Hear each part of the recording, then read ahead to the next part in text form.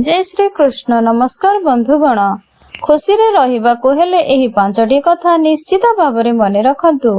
श्री कृष्ण कहंती चेष्टा अंतिम समय जाय करिबा उचित। लक्ष्य मिलु थाए बा न मिलु थाए, खुशी रे रहिबाकु चाहुछंती ताहेले एही पांचटी कथा ध्यान देबा उचित। प्रथम हेउची बीती जाइथिबा समय को भूली जाआंतु। द्वितीय होची वर्तमान रे बंचिबा सिखंतु। तृतीय होची भविष्यतर चिंता करंतु नाही। चतुर्थ होची निज तुलना अन्य मानकठु करंतु नाही।